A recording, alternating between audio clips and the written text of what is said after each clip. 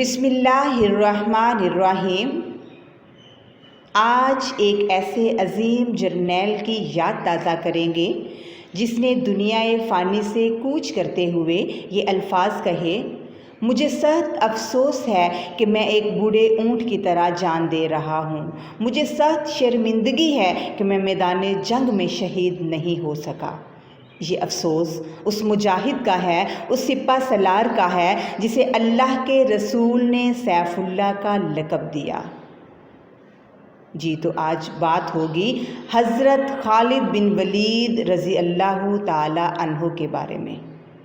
آپ رضی اللہ تعالی عنہ کے وجود کا کوئی حصہ ایسا نہ تھا جس پر نیزے یا خنجر کے نشان نہ لگے ہوں۔ آپ رضی اللہ تعالی عنہ نے 100 سے زائد جنگوں میں حصہ لیا، کبھی کسی جنگ میں شکست نہیں کھائی۔ آپ کے نام سے رومی اور ایرانی سلطنتوں میں دہشت طاری ہو جایا کرتی۔ اپنی موت کے وقت شہادت نہ پانے پر انہوں نے بہت افسوس کا اظہار کیا تو ان کی زوجہ نے ان کو تسلی دی کہ خالد آپ شرمسار نہ ہوں، آپ کو جب اللہ کے رسول صلی اللہ علیہ وآلہ وسلم نے سیف اللہ کا لقب دے دیا ہے تو اس کا مطلب یہ ہے کہ سیف اللہ یعنی اللہ کی تلوار میدان جنگ میں کسی کافر کے ہاتھوں نہیں کٹ سکتی۔ اس بات پر اللہ کا یہ شعر تھوڑا پرسکون ہوا۔ حضرت خالد بن ولید رضی اللہ تعالی عنہ صرف عالم اسلام کے ہی نہیں بلکہ تاریخی انسانیت کے ہیرو ہیں۔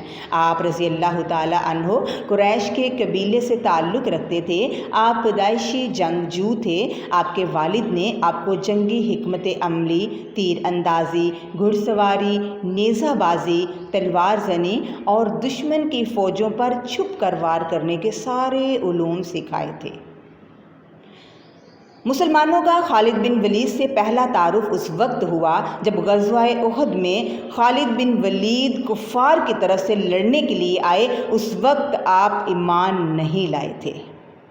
اس موقع پر مسلمانوں سے ایک خوفناک غلطی ہوئی۔ 50 تیر انداز جنہیں آپ صلی اللہ علیہ وآلہ وسلم نے پہاڑ پر متعین کیا تھا، درہ کو خالی چھوڑ کر مال غنیمت اکٹھا کرنے میں مصروف ہو گئے تو خالد بن ولید کی عقابی نگاہوں نے اس خالی درہ کو دیکھ کر مسلمانوں پر پیچھے سے حملہ کر دیا۔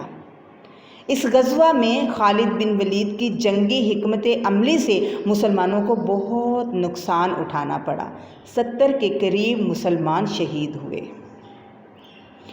حضرت خالد بن ولید رضی اللہ تعالی عنہ اپنے اسلام لانے کے واقعہ کو کچھ یوں بیان کرتے ہیں کہ ایک روز اچانک میرے دل میں خیال آیا کہ میں جس جنگ میں رسول صلی اللہ علیہ وآلہ وسلم کے خلاف قریش مکہ کے ساتھ جاتا ہوں تو واپسی پر میرے دل کی کیفیت عجیب ہوتی ہے۔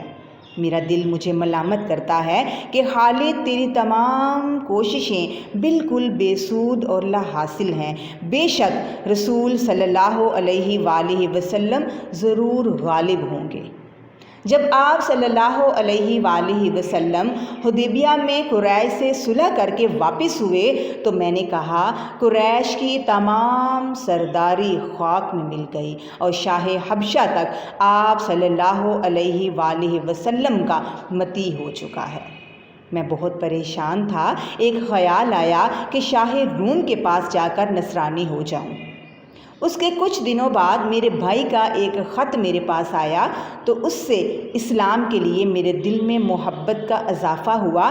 خط میں رسول صلی اللہ علیہ وآلہ وسلم کے میرے بارے میں الفاظ کچھ یوں تھے کہ تعجب ہے خالد جیسا عقل مند انسان ابھی تک اسلام سے ناآشنا ہے۔ اگر خالد اہل اسلام کے ساتھ مل کر دین حق کی مدد کرتا اور اہل شرک و باطل کا خاتمہ کرتا تو اس کے لیے کہیں بہتر ہوتا اور ہم اس کو دوسروں پر مقدم رکھتے۔ یہ سب پڑھ کر مجھے ایک خاصی خوشی ملی، چنانچہ میں نے مدینہ منورہ جانے کا ارادہ کر لیا۔ حضرت خالد بن ولید، حضرت عثمان بن طلحہ اور حضرت عمرو بن عاص رضی اللہ تعالی عنہ مدینے میں آپ صلی اللہ علیہ وآلہ وسلم کی خدمت میں حاضر ہوئے اور اسلام قبول کر لیا۔ آپ صلی اللہ علیہ وآلہ وسلم نے صحابہ کو مخاطب کر کے ارشاد فرمایا، مکہ نے اپنے جگر گوشوں کو ہمارے حوالے کر دیا ہے۔ مسلمان ہونے کے بعد حضرت خالد بن ولید رضی اللہ تعالی عنہ کو جنگ موطا میں اسلام کی طرف سے پہلی مرتبہ بہادری دکھانے کا موقع ملا۔ اس جنگ میں مسلمانوں کی تعداد 3000 تھی، جبکہ عیسائیوں کے لشکر کی تعداد 1,00,000 تھی۔ اس جنگ میں امیر لشکر حضرت زید بن حارثہ رضی اللہ تعالی عنہ پہلے شہید ہوئے، پھر حضرت جعفر رضی اللہ تعالی عنہ کفار کو قتل کرتے ہوئے شہید ہوئے۔ ان کی شہادت کے بعد حضرت عبداللہ بن رواحہ نے اسلامی لشکر کا جھنڈا لیا اور شہید ہو گئے۔ اس کے بعد خالد بن ولید رضی اللہ تعالی عنہ نے لشکر کی قیادت سنبھالی اور دشمن پر پے در پے حملے کیے اور رومیوں کے چھکے چھوٹ گئے۔ رومی میدان چھوڑ کر بھاگ گئے۔ حضرت خالد بن ولید کی جنگی قابلیت کا سب نے اعتراف کیا۔ اللہ تعالیٰ اور رسول صلی اللہ علیہ وآلہ وسلم کی طرف سے ان کو سیف اللہ کا لقب ملا۔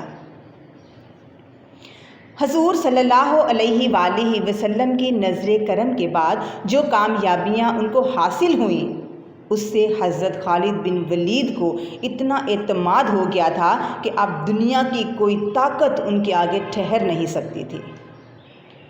ان کے یقین کا اندازہ اس بات سے ہوتا ہے کہ جب انہوں نے ایران کے بادشاہ کو خط لکھا تو آپ نے بڑے اعتماد سے اس سے کہا، اسلام قبول کر لو یا پھر جزیہ ادا کرو، ورنہ تمہیں پتہ نہیں کہ کیا چیز تمہارے پاس آنے والی ہے، کیا چیز تم سے ٹکرائے گی۔ جو لوگ تمہاری طرف لے کر آ رہا ہوں وہ موت کو اتنا عزیز سمجھتے ہیں جتنا تم اپنی زندگی کو۔ میدان جنگ میں حضرت خالد بن ولید رضی اللہ تعالی عنہ کو ان کے نعرے سے پہچانا جاتا تھا۔ آپ کا جنگی نعرہ یہ تھا، میں غیرت مند جنگجو ہوں، میں اللہ کی تلوار ہوں، میں خالد بن ولید ہوں۔ ان کا یہ اعتماد اور نام ہی دشمن پر دہشت طاری کر دیتا۔ آپ جو جنگی حکمت عملی اختیار کرتے وہ بہت جارحانہ ہوتی۔ آپ دشمن پر ہلکا ہاتھ رکھنے پر یقین ہی نہیں رکھتے تھے۔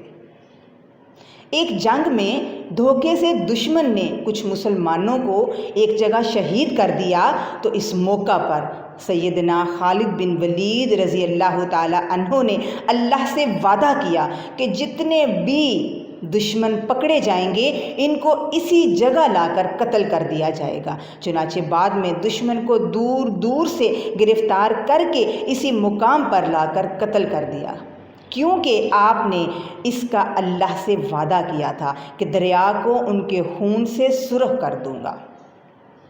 اس جنگ میں خالد بن ولید رضی اللہ تعالی عنہ کی قیادت میں مسلمانوں نے 70,000 دشمنوں کو قتل کیا۔ دنیا کا کوئی جرنیل، کوئی سپہ سالار کسی بھی دور میں ایسی مثال پیش نہیں کر سکتا جیسے خالد بن ولید رضی اللہ تعالی عنہ نے کی۔ حضرت خالد بن ولید رضی اللہ تعالی عنہ کو نبی کریم صلی اللہ علیہ وآلہ وسلم سے بے حد محبت تھی۔ آپ رضی اللہ تعالی عنہ کے پاس رسول صلی اللہ علیہ وآلہ وسلم کے کچھ موئے مبارک تھے جن کو آپ رضی اللہ تعالی عنہ نے اپنی ٹوپی میں سلوایا ہوا تھا۔ آپ رضی اللہ تعالی عنہ اس ٹوپی کو پہن کر میدان جنگ میں اترتے تھے۔ کسی جنگ میں وہ ٹوپی کہیں گر گئی تو آپ بہت پریشان ہوئے۔ آخرکار بڑی تلاش کے بعد یہ ٹوپی مل گئی۔ یہ ٹوپی آپ کو ساری چیزوں سے زیادہ عزیز تھی۔